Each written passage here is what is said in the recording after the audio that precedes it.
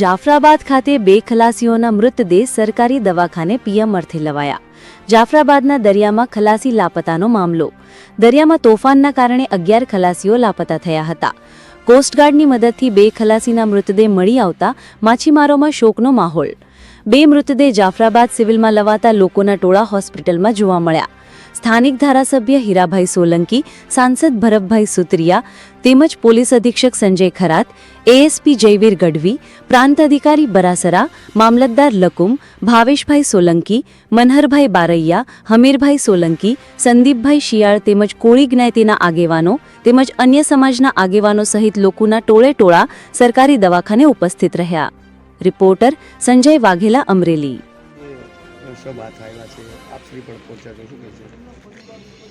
સૌપ્રથમ તો હું કોસ્ટગાર્ડનો ખૂબ ખૂબ આભાર માનું છું। જાફરાબાદ શહેરના લોકોના 2 ડેડ બોડી મળી છે, એની ઓળખ થઈ રહી છે। આજે એનો પરિવાર ખૂબ દુઃખની લાગણી અનુભવે છે।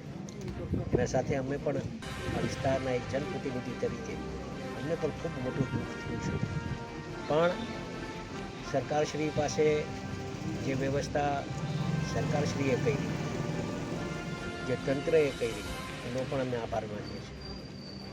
હેલિકોપ્ટરની સુવિધા મળી, શિપની સુવિધા મળી અને શિપને સફળતા પણ મળી। હજુ પણ જ્યારે 9 જણા લોકો જે મિસિંગ છે, શિપયાર્ડના અધિકારી સાથે બેઠીને અમે ચર્ચા કરી અને એવી પણ સ્થિતિનું ગંભીરતાપૂર્વક અમને બધી ધ્યાન ઉપર મૂક્યું।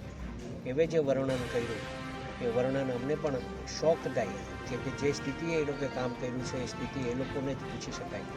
પણ હું એનો ફરીથી એકવાર આભાર માનીશ કોસ્ટગાર્ડનો અને સાથે સાથે અપેક્ષા પણ રાખીશ કે હજુ 9 જણ જે મિસિંગ છે, તમે આ એના ઘરના લોકોની એની વેદના આપે પ્રત્યક્ષ જોઈ છે। જેના ઘરમાં આ બનાવ બન્યો હોય એને સ્થિતિ એની ખબર હોય। આપણે તો કાંઠે બેઠા છીએ, જેના ઘરના વ્યક્તિ ગયા હોય એની દુઃખ, એના પર જે આભ ફાટ્યું છે, ભગવાન એને શક્તિ આપે, એના પરિવારને શક્તિ આપે કે જે એના પર દુઃખ વીત્યું છે એને શક્તિ આપે કે એમાંથી એ લોકો બહાર નીકળે। પણ હજુ પણ અમારા જે 9 લોકો મિસિંગ છે એના માટે કવાયત ચાલુ છે અને વહેલામાં વહેલી તકે સુરક્ષિત મળી જાય એવી ભગવાન પાસે પ્રાર્થના કરી। અત્યારે દરિયાની સ્થિતિ શું છે, શું કહે છે તંત્ર દ્વારા, શું કવાયત?